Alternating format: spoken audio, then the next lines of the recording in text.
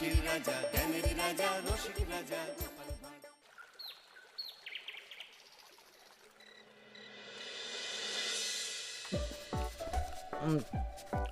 একটা সোনার আংটি, একটা ময়ূরপঙ্খী ধুতি, পাঞ্জাবির জন্য সোনার বোতাম। এই তুমি সেই বিকেল থেকে কি এত লেখাপড়া করছো বলো তো? চিঠি লিখছি, তা কাকে চিঠি লিখছো শুনি শুনি? আমার শাশুড়ি মাকে লিখছি গো গিন্নি। তা আমার মাকে হঠাৎ চিঠি লিখছো কেন? এক সপ্তাহ পরেই তো জামাই ষষ্ঠী, তাই মন্ত্রীমশাই সব আবদারগুলো একে একে লিখে ফেলেছেন। তুমি আমার মায়ের কাছে আবার কি আবদার করছো বলো তো? বেশি কিছু না, ওই আমাকে চিঠি পাঠিয়ে নিমন্ত্রণ করতে হবে, তারপর সাদা ঘোড়ায় করে নিয়ে যেতে হবে আমাকে, 3 দিন আদর যত্ন করে খাওয়াতে হবে, সোনার আংটি, ময়ূরপঙ্খী ধুতি, সোনার বোতাম, গলার হার, এই সব উপহার দিতে হবে। তুমি কি পাগল হয়ে গেছো? আমার মায়ের কাছে এত কিছু হ্যাংলার মতন চাইছো কেন? দেখো গিন্নি, আমি তো কৃষ্ণনগরের মন্ত্রী, আমার তো একটা আভিজাত্য আছে। আমাকে এরকম রাজকীয় ভাবে নিমন্ত্রণ না করলে আমি এবারে মানবো না। আমার মা এসব পারবেন না। আমি ওই শুধু আম লিচু কাঁঠাল খেয়ে জামাই ষষ্ঠী কাটাতে পারবো না। তাহলে তোমাকে যেতে হবে না, আমি একাই চলে যাব। কি জামাই ছাড়া জামাই ষষ্ঠী? হ্যাঁ হ্যাঁ, আমি আগামীকাল সকালেই চলে যাব। এই পোড়া কপালে সংসারে যত কম থাকা যায় ততই ভালো।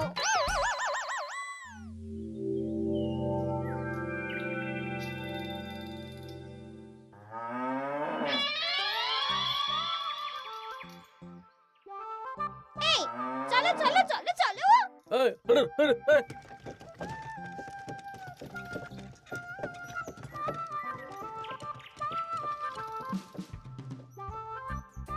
এটা আমার সাথে কি হলো রে বটা ঘটা? লোভে পাপ আর পাপে চাপ হয়ে গেল।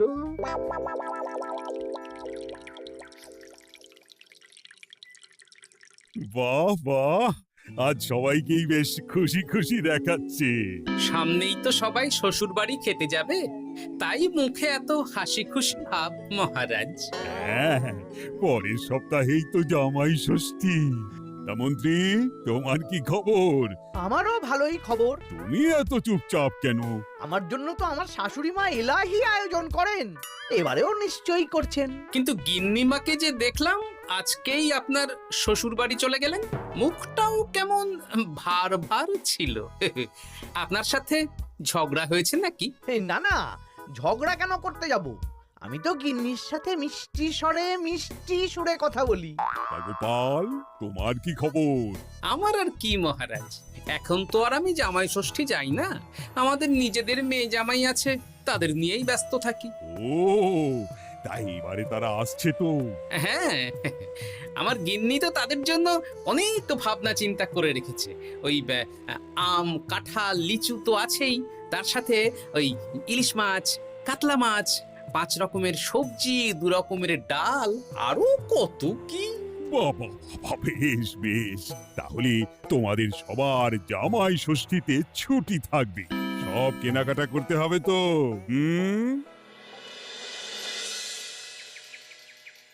মাথাটা খারাপ হয়ে যাচ্ছে রে, সবাই চব্যচস্য খাবে। মন্ত্রীমশাই, এই তো সুযোগ। কিসের সুযোগ? আমি বলতে চাইছিলাম যে এই সময় সব সভাসদেরাই তো জামাই ষষ্ঠীর নিমন্ত্রণ রক্ষা করতে শ্বশুর বাড়ি যাবে, আর সবাই কিছু না কিছু কিনে নিয়ে যাবে। হ্যাঁ, শাড়ি গয়না মিষ্টি। আর গোপাল তো ওর জামাইয়ের তদবির করতেই ব্যস্ত থাকবে। গোপালও কেনাকাটা করবে, তাই এই সুযোগটা হাতছাড়া করা যাবে না। হ্যাঁ, সবাই হাত খুলে খরচ করে কেনাকাটা করবে, আর আমি ওই কেনাকাটায় ভাগ বসাবো। একদম এইটাই বলতে চাইছিলাম।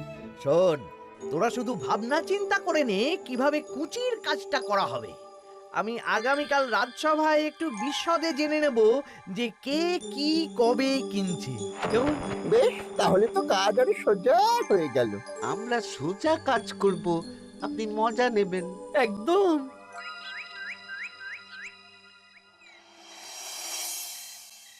এই কি বলছি শোনো না। মুখ চলছে, কান খোলা। বলে ভালো। আমি আমাদের জামাইয়ের জন্য একটা আংটি আর মেয়ের জন্য একটা নাক ছাবি বায়না করে এসেছি। হ্যাঁ, মানে মানে তুমি আগামীকাল সন্ধ্যাবেলা দাম মিটিয়ে দিয়ে ওগুলো নিয়ে আসবে, কেমন? ওরে বাবারে কি হলো গো? ষাট ষাট কি হলো?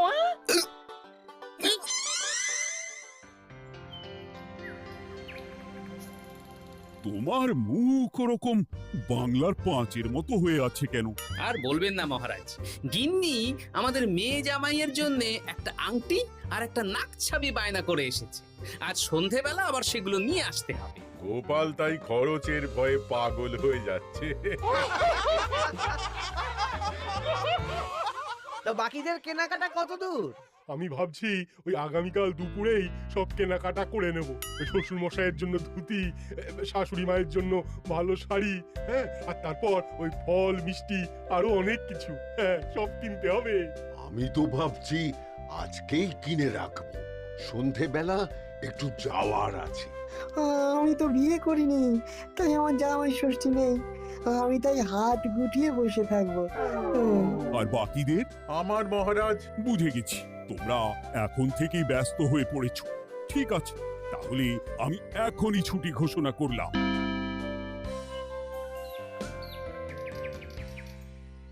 আরে আমার আজকের ভাগ্যটা এতটাই চওড়া যে রাজসভায় শুরুতেই ওই আলোচনা শুরু হয়ে গেল। মানে মানে গোপালের মুখ ভার ছিল, নিজেই কারণ বলে দিল যে আজকে সন্ধ্যাবেলা জামাই আর মেয়ের গয়না কিনতে যাবে। আচ্ছা, আর বাকিরা? বাকিদের ব্যাপারও জেনে নিয়েছি। আমি একটা তালিকা বানিয়ে রেখেছি। কিসের তালিকা? এই যে কে কখন কি উপহার কিনতে যাবে। আরে বাস, তোরা দিনে রাতে চুরি কর, বুঝলি, সারা রাজ্যে চুরি কর। রাঘব বোয়ালের খবর তো আমি দিয়েই দিলাম। এর সাথে সাধারণ প্রজাদের ঘরেও চুরি করব? একদম। মন্ত্রীমশাই, এবারে হিসেবটা 50-50 হবে তো? মানে ওই আমরা যা চুরি করে আনবো তার অর্ধেক আপনার আর অর্ধেক আমাদের। কারণ এবারে তো আর গিন্নিমা নেই, তাই আপনার খরচ নেই। এই তোরা কার সাথে কার তুলনা করছিস? আমি এই রাজ্যের মন্ত্রী, তোদের কাজ দিচ্ছি, এটাই তোদের অনেক ভাগ্যের ব্যাপার। হ্যাঁ না, হ্যাঁ, যা পাওয়া যাবে তার 80 ভাগ আমার আর 20 ভাগ তোদের। তোরা দুজনে ওই 10-10 করে নিস, যদি না পোষায় বলে দিস। আরে বাবা রে, না না, ঠিক আছে, আপনার শর্তেই রাজি। তোরা চুরি করবি মুখ ঢেকে বা মুখে কালো রং করে, আর গায়ে হাতে তেল মেখে নিবি, ভুলিস না। আচ্ছা মন্ত্রী মশাই, মনে থাকবে। বুঝলে রানী, আমি সব সভাসদদের আজকে থেকেই জামাই ষষ্ঠীর ছুটি দিয়ে দিয়েছি। ভালোই করেছেন, চলুন না আমরাও আগামীকাল বেরিয়ে পড়ি। হ্যাঁ, তাহলে তো ভালোই হয়। সারা দিন রাত এত কাজের চাপ, এত হিসেব নিকেশ, কয়েকদিন একটু ঘুরে এলে মাথাটা হালকা হবে। তাহলে মহারাজ, আমি এখনই সব গুছিয়ে রাখতে বলছি, কাল সকাল সকাল বেরিয়ে পড়ব। বেশ বেশ, তাই করো, সেটাই ভালো হবে।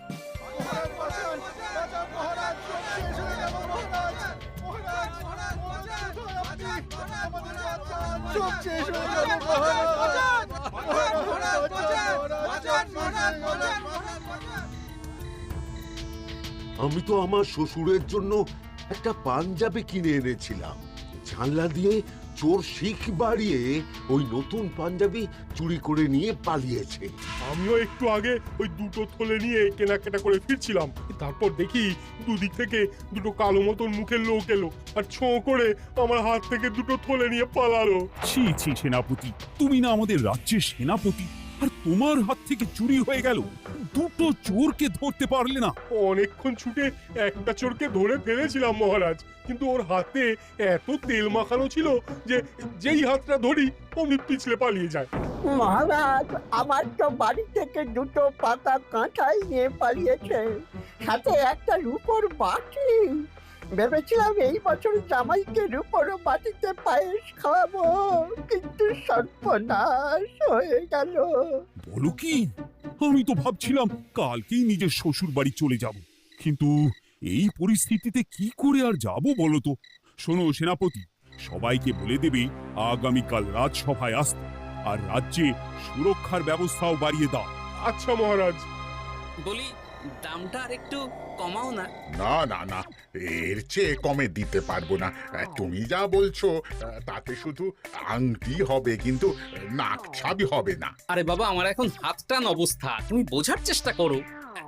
এক কাজ করো, আমাকে আমাকে তুমি ধারে দিয়ে দাও। আমার কাছে গয়না কেনার একটাই মূল মন্ত্র, আজ নগদ কাল ধার। হয় নগদ দাও, নইলে খালি হাতে যেতে হবে। বেশ, আমি তাহলে কালকেই আসবো, ধারে নিয়ে যাব। হ্যাঁ, বাবা রে বাবা, কি শেয়ানা বুদ্ধি! উফ!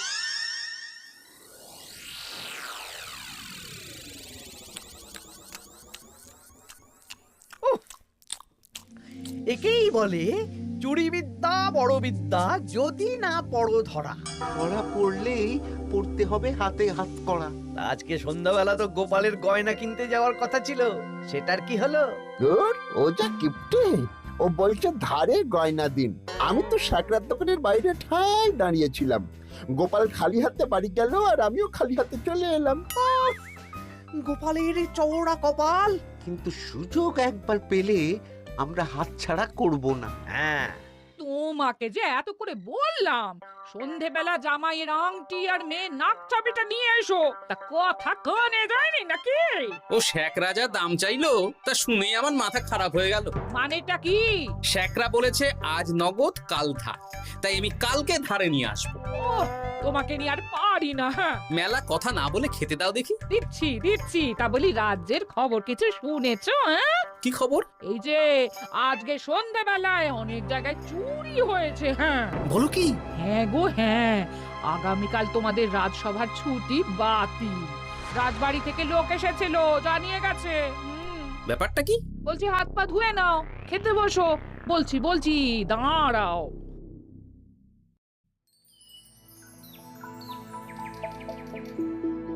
রাজ্যে এতগুলো লোকের বাড়ি থেকে চুরি হয়ে গেল। ভগবানের অশেষ করুণা মহারাজ, আমার বাড়ি থেকে এখনো চুরি হয়নি। হয়নি তো কি হয়েছে, হবে। তোমার বাড়িতেও চুরি হবে। বাবা, মন্ত্রীমশাই, আপনি কি আগে থেকেই জানেন নাকি যে আমার বাড়িতেও চুরি হবে? তা চোর কি আপনার মাস্তুতো ভাই নাকি? কি মন্ত্রী, তুমি কি চোরকে চেনো? সত্যি মন্ত্রীমশাই, আপনি চেনেন? চেনেন? না মানে এই চিনি না, আসলে ইয়ে করলাম, মানে আন্দাজ করলাম। কোন যুক্তিতে আন্দাজ করলেন মন্ত্রীমশাই? না, আসলে যারা যারা এই বছর জামাই ষষ্ঠীতে যাচ্ছে বা জামাই আদরের আয়োজন করেছে, চোর বেছে বেছে তাদেরই চুরি করছে তো, তাই আর কি। ও, বুঝেছি। এটার সাথে মন্ত্রীমশাইয়ের একটা যোগ থাকলেও থাকতে পারে। আচ্ছা, যে জন্য তোমাদের ডাকা, তোমাদের যে দীর্ঘকালীন জামাই ষষ্ঠী উপলক্ষে ছুটি দিয়েছিলাম, সেটা বাতিল করে শুধুমাত্র জামাই ষষ্ঠীর আগের দিন থেকে জামাই ষষ্ঠীর পরের দিন পর্যন্ত ছুটি থাকবে। আচ্ছা মহারাজ। আর সবাই একটু সাবধানে থেকো, দিনকাল খুব খারাপ। মন্ত্রীমশাই অত জোর দিয়ে কেন বললেন কথাটা? ব্যাপারটা ভেবে চিনতে দেখতে হবে।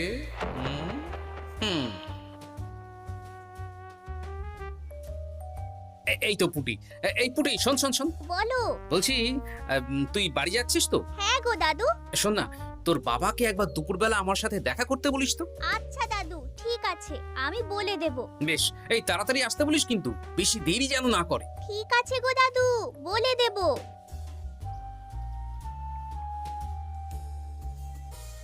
এবারে বিজ্ঞানীর বাড়ি একবার যেতে হবে। এটাই কাজ হবে তো বিজ্ঞানী? আলবাত হবে। এই হলো আমার আবিষ্কৃত বিশেষ চুলকানি চূর্ণ। একবার লাগলে 10 ঘন্টা চুলকবে। ঠিক আছে।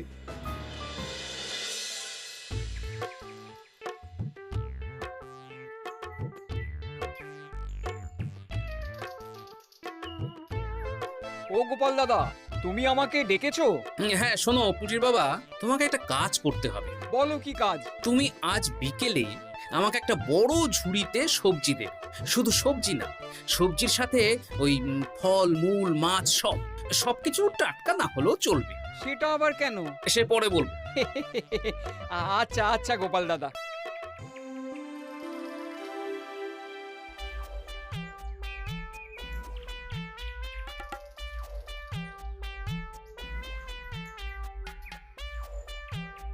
বাবা, পুটির বাবা এত শাক সবজি ফল নিয়ে বাড়ি যাচ্ছ নাকি? না না, গোপাল দাদার বাড়ি যাচ্ছি। জামাই ষষ্ঠীর এলাহি আয়োজন করেছে তো। ও তাই তো তাই তো, বেশ বেশ, যাও যাও যাও।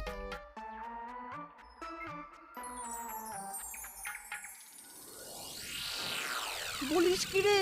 হ্যাঁ, নিজের চোখে আমরা দেখে এলাম। যে পরিমাণ শাক সবজি ফল আছে সেই সব দিয়ে আপনার ওই 1 সপ্তাহ চলে যাবে। তাহলে এই সুযোগ হাতছাড়া করা যাবে না। আজকে ওঁত পেতে থাকবি, কোন রকম সুযোগ পেলেই নিয়ে আসবি। আচ্ছা মন্ত্রী মশাই। এই এসব তুমি কি মেশাচ্ছ ঝুড়িতে? হ্যাঁ, চুপ, এটা চোরের দাওয়াই। এখন এই ঝুড়ি এখানেই থাকবে। যদি মন্ত্রীর কথা মতন চোর বাবাজি নিলেই ফাঁসবে। যাও যাও, আমার জন্য একটু মুড়ি বাদাম নিয়ে এসো, যাও।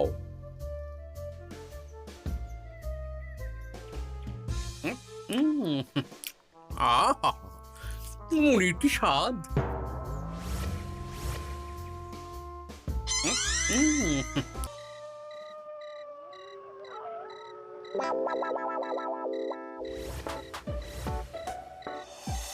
এই কটা সবজি ফলগুলো আমাদের জন্য অপেক্ষা করছে, দেখ দেখ। এ তো দারুণ সুযোগ। দরজা জানালা ভাঙার, শীত কাটার কোনো ব্যাপার নেই। ঠিক, তাহলে আর দেরি কেন, চল।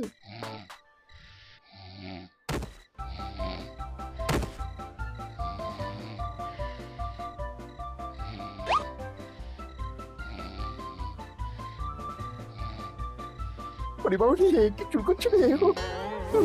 ওরে বাবা রে, আমারও হাত চুল করছে। বাবু চুল করছে তো। ওরে বাবা রে। এই কে রে? এই সেরেছে, গোপাল চলে এসেছে। আর পালানোর পথ নেই। এবার আমরা কোথায় যাব? কোথাও যেতে পারবি না। সারা রাত এই উঠোনেই গোল গোল করে ঘুরতে থাক।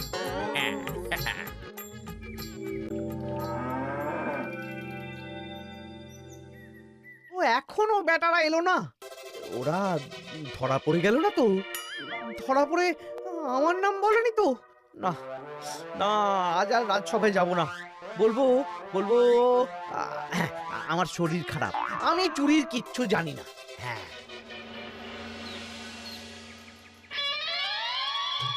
শুধু মন্ত্রী আসেন। মন্ত্রী মশাই ভয়ে আসেননি মহারাজ। মানে? মানে মন্ত্রী মশাইয়ের 2 বিষাক্ত হাত ধরা পড়ে গেছে। এরা দুজনে মন্ত্রী মশাইয়ের নির্দেশে সবার বাড়ি বাড়ি চুরি করেছে, ছিনতাই করেছে। তাহলে আর দেরি কেন, চলুন মন্ত্রীকে ধরে আনি। এ না হয় ধরবেন, কিন্তু উনি যদি অস্বীকার করেন, কারণ চুরির সময় উনি তো উপস্থিত ছিলেন না, যদি বটা ঘটার কথা অস্বীকার করেন। সে ভাবনাও আমার ভাবা আছে। শোন বটা ঘটা, এই তো ভালো বুদ্ধি, চলো সবাই।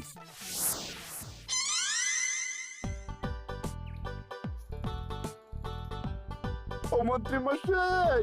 আরে বটার গলা না? দাঁড়া, দরজা খুলছি। না না, খবরদার না, এখন দরজা খুলবেন না। আরে কেন? দরজা খুললে কি হবে? বলছি তো খুলবেন না, আমরা এখান থেকেই কথা বলবো। তোদের চিন্তায় আমি পাগল হয়ে যাচ্ছিলাম। তোদের যে গতকাল সন্ধ্যাবেলা গোপালের বাড়িতে চুরি করতে পাঠালাম, সেটার কি হলো? সেটা আমি পরে বলবো। আগে বলুন, আপনি আজ রাজসভায় যাননি কেন? আরে ভয়ে ভয়ে, আমি ভাবলাম তোরা ধরা পড়ে গেছিস। এবার আপনি দরজা খুললেই দেখতে পাবেন আমরা কি এনেছি। একবার বলে দরজা খুলুন, একবার বলে খুলবেন না। কি হচ্ছেটা কি বটা? এ কি? মন্ত্রী, তাহলে তুমি সেই চোরের মাথা? মানে মাস্তুতো ভাই, আমার চালে সব নিজের মুখেই স্বীকার করে নিলেন, আর কিছু না বললেও হবে। না না না না না না। আরে ওই তো আমার চুরি যাওয়া জিনিস। ওই তো, ওই তো আমার শ্বশুর মশাইয়ের ঢিলে করা পাঞ্জাবি। সেনাপতি, মন্ত্রীকে আর বটা ঘটাকে কারাগারে নিয়ে গিয়ে আচ্ছা সে ধোলাই দাও। একদম মেরে জামাই আদর করব। চলুন। আমার ধরা পড়ে গেলাম। এবার সবার ছুটি, যাও যাও আনন্দ করো, খাও আর খাওয়াও।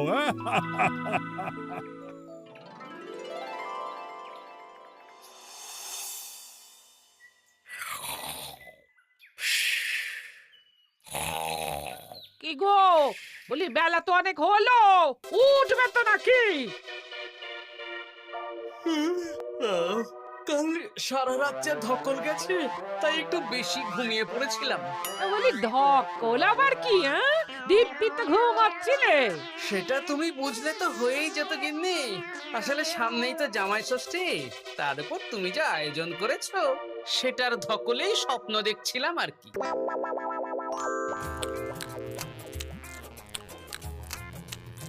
জমানো দই, জমজমাট খাবার, দারুণ হয়েছে রান্না। জমজমাট জামাই ষষ্ঠী, শুরু হবে আমার কান্না।